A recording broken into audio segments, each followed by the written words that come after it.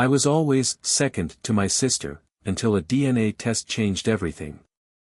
For as long as I can remember, I was the afterthought in my family. My dad adored my sister. She was his little princess. Every birthday, every holiday, every random Tuesday, she got the big gifts, the attention, the praise. Me? I got polite nods, half-hearted, good jobs, and the constant reminder that I was different. Growing up, I told myself it was normal. Parents have favorites, right? But it was more than that. Dad was distant with me. No matter what I achieved, sports, grades, work, it never seemed to matter. He never showed up to my games, but he'd sit front row at my sister's school plays. If she wanted something, he'd move mountains. If I needed something, he'd tell me to figure it out. The unspoken truth in our house was that I wasn't really his. My mom never said it outright, but there were hints. Arguments I overheard late at night, the way family members would avoid certain topics when I walked into the room.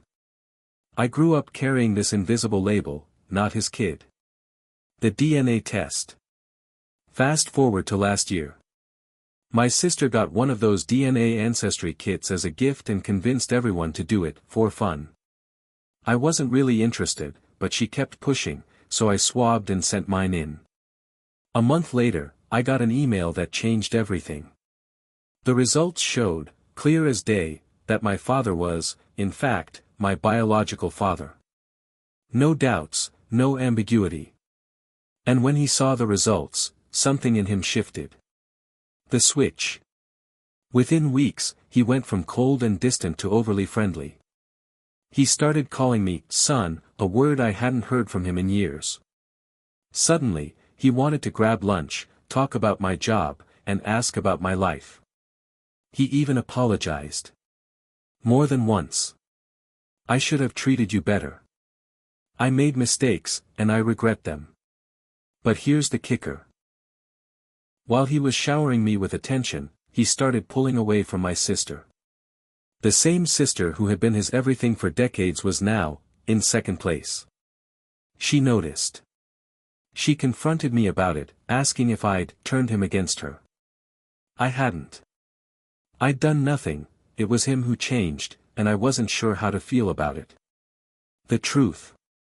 It turned out my dad had spent my entire life quietly doubting I was his. He never got tested, never asked outright, he just assumed. And that assumption poisoned our relationship. He kept me at arm's length, telling himself it was practical not to get too attached. When the DNA test proved otherwise, he was hit with decades of guilt. In his mind, the only way to make up for it was to overcompensate, by making me his new priority. How I feel now. Part of me appreciates the effort. Another part resents that it took a lab result for him to see me as his son. Where was this energy when I was a kid who desperately wanted his approval? And then there's my sister. She's angry, hurt, and maybe for the first time in her life, she's getting a taste of what it felt like to be me. I don't want revenge, I don't want her to suffer, but I can't deny there's a certain irony in the reversal. The truth is, I don't know if we'll ever fully repair the lost years. I'm civil, I'm polite, but I keep a guard up. Because if his love can change once, who's to say it won't change again? Should I forgive him? Since the DNA test, my life feels like it's been flipped upside down. For 30 years, I lived with the belief that my dad just didn't care for me the way he cared for my sister. Every decision he made, every conversation we had, or didn't have, reinforced the idea that I was second. Now, after one lab result, he's calling me son, telling me I'm his pride, and trying to make up for the past. And I don't know how to feel about it. The good. I can see he's trying. He's awkward at it. Buying gifts I don't need, inviting me to fishing trips when he's never held a fishing rod in his life, but the effort is there. Sometimes, in quiet moments, I catch glimpses of what it might have been like if he had always been like this. The bad. It took proof for him to believe I was his son. Not my words. Not my mom's. Not the way I grew up in his house, sharing his last name, calling him Dad. Proof. From a piece of paper. And that thought burns. Because if I really was his son, shouldn't he have loved me regardless? Shouldn't he have given me the benefit of the doubt? The confusion. Part of me wants to accept his apology and just move forward. We can't change the past, but maybe we can build something new. Another part of me feels like forgiving him too easily would erase the years of hurt, like it would tell him it was okay to treat me the way he did. The real question I'm wrestling with is: do I forgive him because I believe people can change? Or do I hold my distance because some wounds shouldn't be smoothed over with a few nice dinners and apologies? I wish there was a right answer. Right now, there isn't, just a choice I'm not ready to make. The hard conversation, why forgiveness feels impossible. It was a Sunday afternoon when I finally decided to do what I'd been avoiding for years, sit down with my dad and have the talk. The one about everything, the distance, the doubts, the favoritism, and the DNA test that turned our world upside down. I wasn't sure what to expect. Anger? Regret? Silence? Maybe even tears. But I knew one thing for certain: I couldn't keep holding this inside anymore. The meeting. We met at a quiet cafe, one of those places that felt neutral and safe enough to say things that mattered. I arrived early, nervously scrolling through my phone, trying to find the right words. When he showed up, older than I remembered, with a nervous smile, my heart twisted. I started blunt. Why, Dad? Why did you treat me like I was never really yours? He looked down, fingers tapping the table. I don't expect you to understand, but I was scared. Scared that maybe I wasn't your real father. But you never asked. I was afraid the answer would break us apart. His voice cracked, and for the first time, I saw vulnerability instead of coldness. The years of distance.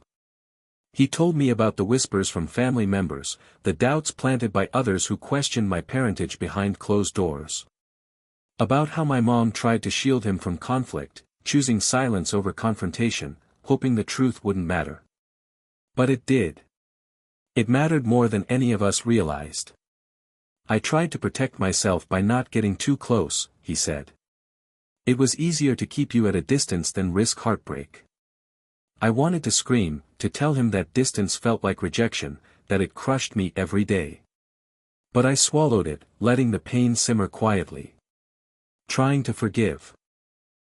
I asked him if he thought what he did was forgivable. He sighed deeply. I don't know. I wish I could say yes, but I understand if you can't. I can only ask for a chance to prove I'm here now. His eyes searched mine, hoping for something, forgiveness, maybe even just a little trust. My inner battle. Walking home, my mind was a storm. Part of me wanted to believe him, to accept that fear drove his mistakes, not cruelty. But another part screamed that years of neglect and doubt couldn't be wiped away by a few apologies. Could I forgive a father who made me question my own identity for decades? Could I let go of the resentment that shadowed every holiday, every birthday, every quiet moment alone? The road ahead. I realized forgiveness isn't a switch you flip. It's a process, slow, painful, sometimes messy. And maybe, just maybe, I wasn't ready yet. But for the first time, I knew where we could start: honesty. No more secrets, no more assumptions. Just the truth, however uncomfortable. Rebuilding or breaking. Navigating family after the truth. The days after that conversation with my dad felt like walking on a tightrope stretched between hope and doubt. The weight of years of neglect and mistrust wasn't going anywhere overnight, no matter how many apologies were offered. Dad's new obsession. Almost immediately, my dad threw himself into making up for lost time. Calls at odd hours, texts asking about my work, lunch invitations several times a week, things I never expected, but also never really wanted. Sometimes, I'd find a gift on my doorstep. Not just random stuff, but thoughtful things he'd picked up knowing my hobbies, a rare book, a model car, tickets to a game I mentioned once in passing. It was overwhelming. Part of me appreciated the effort, but another part felt suffocated, like I was being repackaged and displayed for his redemption tour. One evening, he showed up unannounced at my apartment, holding a photo album he'd made, pictures from when I was a baby, old family gatherings, school plays I'd barely remembered. "I want you to know I never stopped being your father," he said quietly. "I just got lost along the way." I didn't know how to respond. Was this healing? Or just another form of control? The sisters' silent storm. Meanwhile, the hardest part was my sister. The favorite daughter, the one who had lived basking in my father's approval, now suddenly sidelined. Our conversations turned colder. At family dinners, the tension was palpable, like a storm waiting to break. She barely spoke, and when she did, there was a bitterness I hadn't seen before.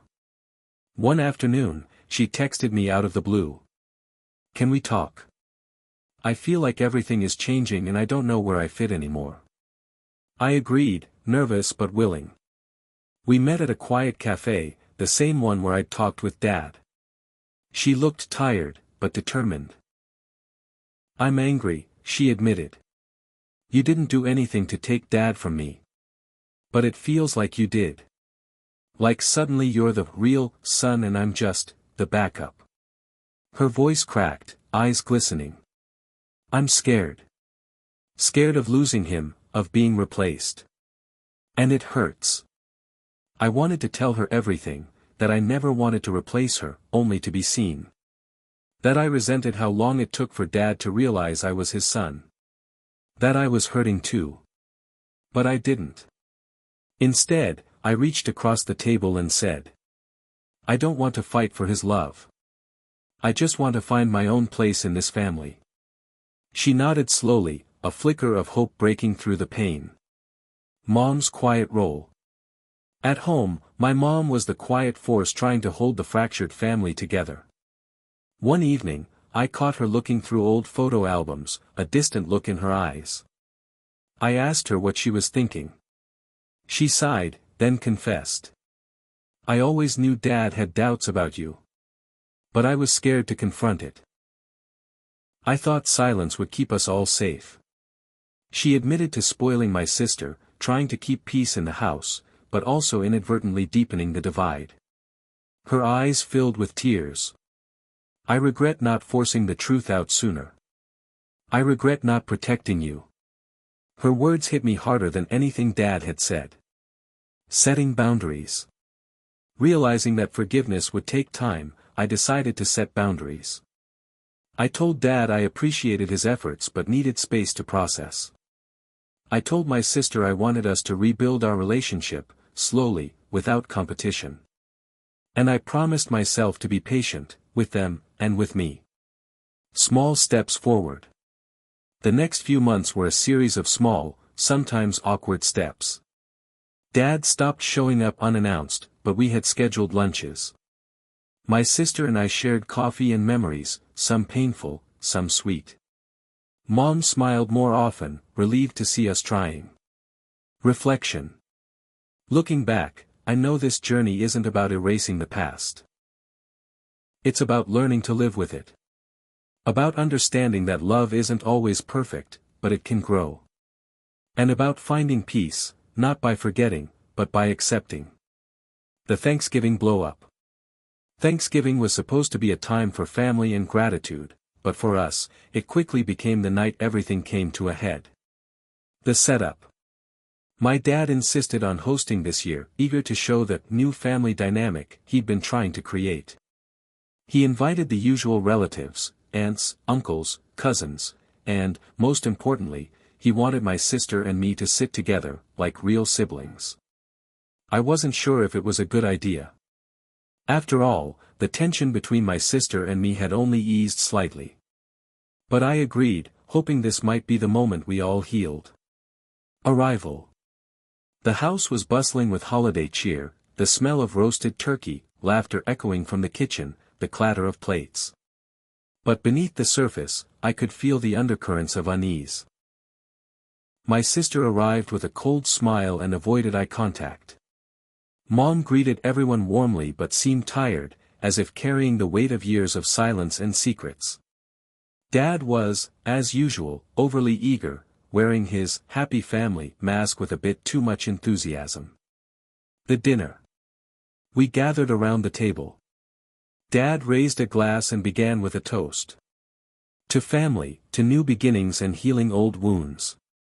Everyone clinked glasses, but my sister's eyes were hard, and I caught a flicker of resentment in Mom's face.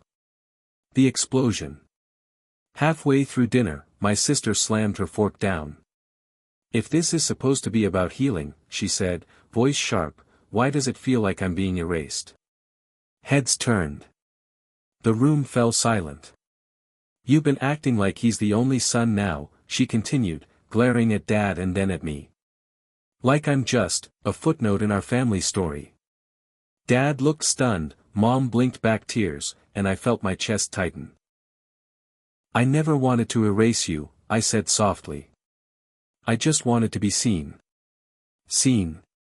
By taking my place," she shot back. The argument spiraled. Voices raised. Accusations flew, about favoritism, about neglect, about decades of pain bottled up and finally exploding in one room. Aftermath.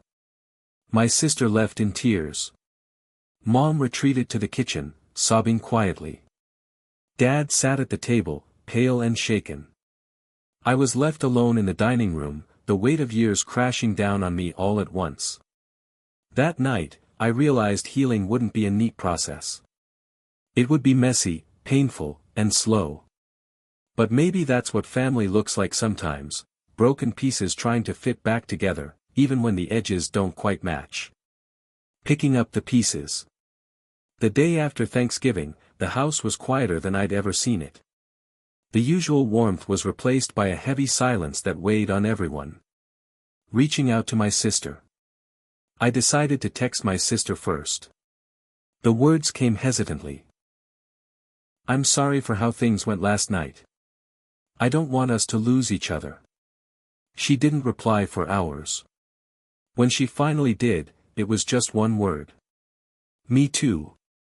We agreed to meet at a park nearby the next afternoon. A difficult conversation. Sitting on a cold bench, wrapped in scarves, we faced each other. "I never wanted to take Dad from you," I said. "I just wanted to be part of the family." She nodded, tears brimming. "I'm scared," she admitted. "Scared of losing the love I've always known." We talked for hours, about hurt, about fear, about the pain of feeling unseen. For the first time, we didn't argue, we just listened. Mom's quiet strength. Later that week, I found Mom in the kitchen, making tea. "I'm sorry for everything," she said softly. "I wish I had done more." I reached out, hugging her. "We're all hurting," I said. "But maybe that means we can start healing." Dad's reflection. Dad called me one evening. "I've been thinking a lot," he said. "I want to do better, not just for you, but for all of us." We agreed to take things slow. No grand gestures, just small, honest moments. A new beginning. Over the following weeks, dinners became less tense. Calls were more frequent but relaxed. The sharp edges of old wounds dulled just enough to allow hope. Indiana. It wasn't perfect. We still stumbled, still hurt. But we were trying. Final thoughts. Forgiveness isn't forgetting. It's choosing to keep moving forward despite the scars. And sometimes, that's the bravest thing a family can do. Learning to trust again. Months passed since the Thanksgiving blow-up. The tension in the family hadn't vanished, but it softened enough to allow for something new, cautious rebuilding. Dad's efforts and missteps. Dad tried hard to be present. He showed up for my work events, asked about my life, and made an effort to connect with my sister as well. Sometimes it was awkward. Like when he overplanned a weekend getaway that nobody really wanted. One night, after a particularly clumsy attempt to organize a family dinner, I told him gently. "Dad, it's not about big gestures. It's about being here, consistently." He smiled, a little embarrassed. "I'm learning. Sister and I finding common ground." My sister and I started spending more time together, rediscovering memories and creating new ones. We talked about our childhood, the good and the bad. One evening, she admitted, "I've been scared to lose Dad, but I realize now I've been scared to lose you too." We laughed, the first genuine laugh in a long time. Mom's quiet role. Mom continued to be the glue holding us together, often mediating when things got tense. One day, she pulled me aside and said, "Family isn't perfect. But love can be." Her words stuck with me. The unexpected crisis. Just as things seemed to be improving, Dad had a health scare, a mild heart attack. It shook us all. In the hospital, the family gathered. For the first time in years, there was unity, worry replacing old grudges. It was a reminder that life is fragile and that forgiveness often comes in unexpected ways.